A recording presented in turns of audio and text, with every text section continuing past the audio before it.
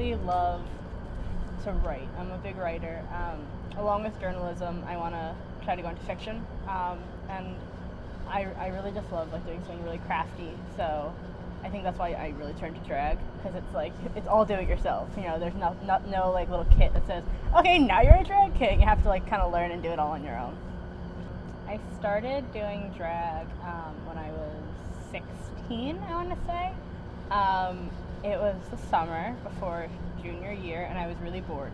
And I was sitting around watching RuPaul's Drag Race reruns, and I thought, if I just do the exact opposite of what they're doing, I bet I could be a boy. And I started doing it, and I just couldn't stop. I loved it, and then one thing after another, and then I started performing, and I just fell in love with it. So first, what I want to do is I want to like just shape everything. Before I blend, I just want to show what I'm gonna do. And right now I'm using this like Tarte. It's a bronzer, but I'll use it everywhere.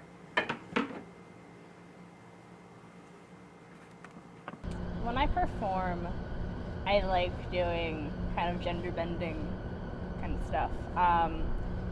My big inspiration for my drag is the movie and the musical Victor Victoria. If you don't know it, it's Julie Andrews in the movie plays a woman who is trying to make it as a performer, but she can't, so then she dresses up as a man.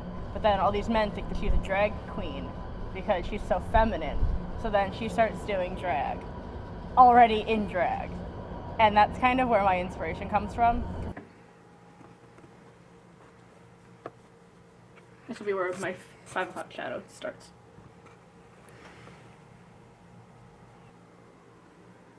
You know, for drag queens, what they try to do is they try to make their noses skinnier. I want to make mine wider and flatter.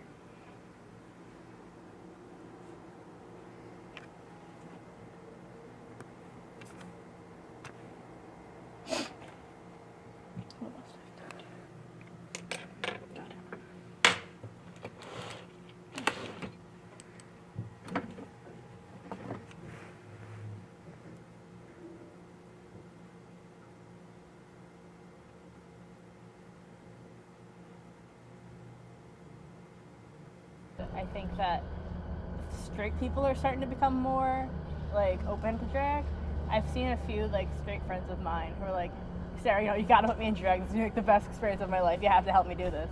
So I think that as drag culture is becoming a bit more mainstream, people are starting to open their eyes to it. And I think that's really cool that we can have that crossover, and it shows that, you know, sexuality and gender don't have to go together. Like, you don't have to be gay to be a king or a queen. You can just be yourself and do whatever the hell you want with your gender, and you can play with that. And like, if you need help from somebody who's already really experienced, that's fine. Like, it's not a, oh, you know, if I ask them for help, maybe they'll think I'm gay. No, like, we just think you're a person that wants to be really, that like wants to get into this, and that's cool. I think as a drag performer, to see people who want to get into drag and like ask you for help.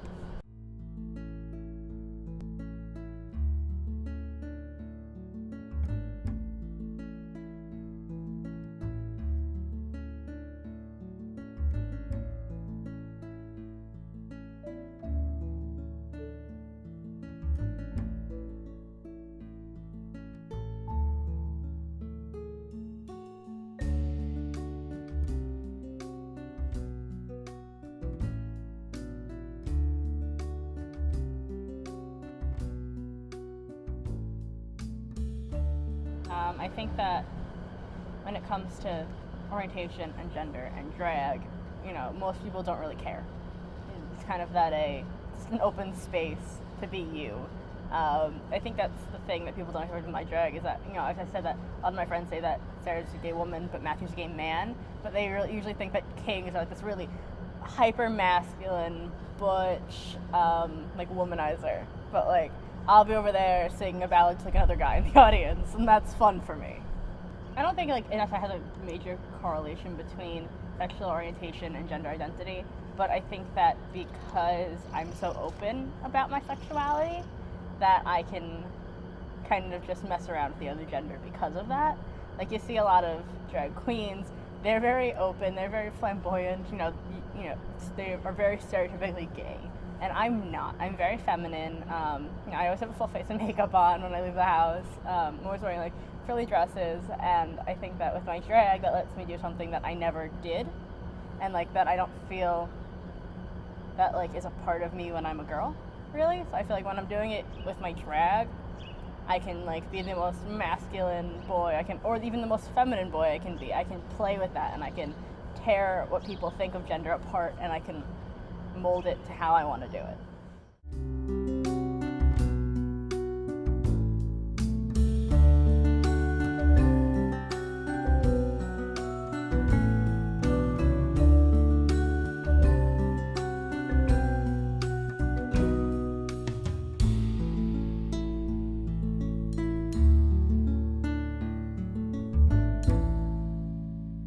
Whenever I do a beard, it freaks out my mother because my dad has a really thick beard and I look like him when I do this.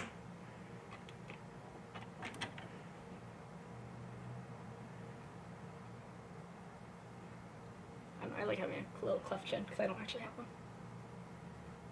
I feel like my drag character should have one. Sideburns. This color works because it kind of just blends with my actual hair.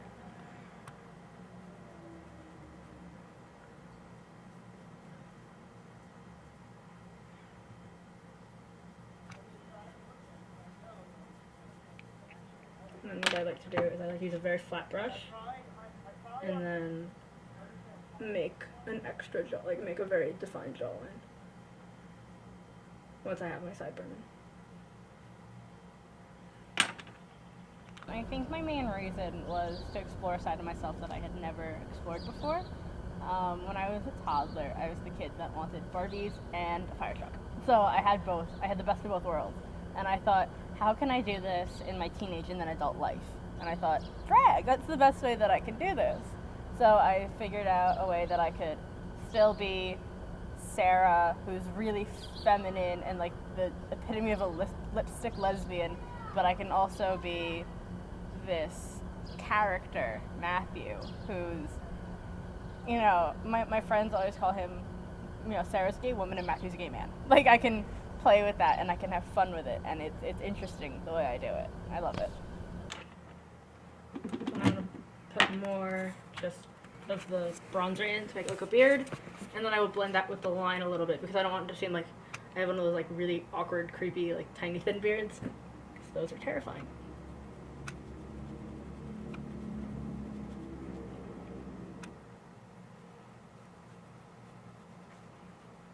That's my basic beard. Okay, works out nicely, I think. My mustache. I don't do it that often, but I felt like doing a mustache today, even though it's a little uneven. For drag queens, what they usually do is they cover their eyebrows, and then from there, they will put those above where their natural eyebrow is. Since I want my eyebrows to be flatter, I will use what I have now, and then I will just draw more in on the bottom.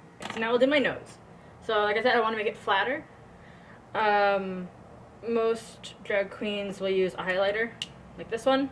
I do actually use a tiny bit of a highlighter for mine, but instead of doing it where they normally do it, they'll cover their entire nose basically. I'll do the sides, because I want my nose to be wider. When they do it, they'll do like a dot, like down the middle. I will do close to the sides of the edge of my nose, and then I'll go from there.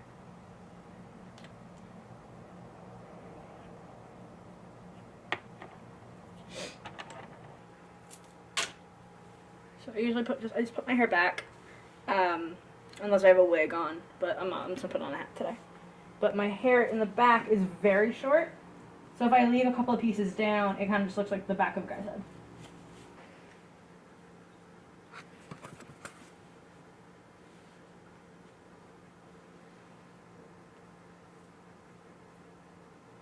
My drag name is Matthew Van Dyke. I wanted something with Van Dyke because obvious reasons.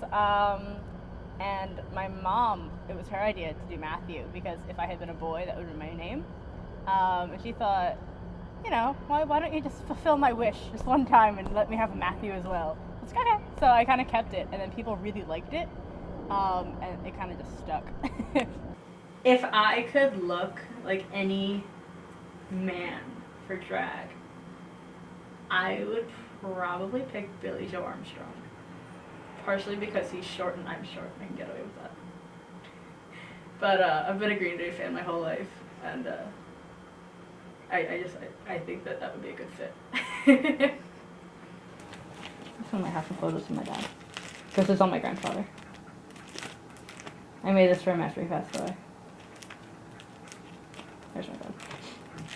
But without beard, so it doesn't count. So this is my dad, and my mom, obviously. Whenever I'm in drag, my mom thinks that I look like my dad, and it creeps her out. The first time I ever did drag, I walked into the living room like, la la la, no big deal, I only have a face full of dude makeup. And she was like, you look like your father. She didn't say, oh cool, you're in drag. She said, you look like your father. That's all she said.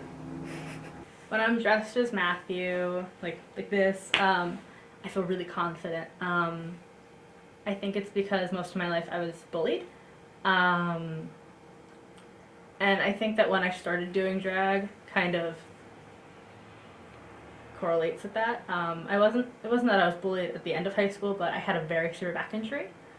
I had a herniated disc, so it got to the point where my spine was leaning off of the disc completely.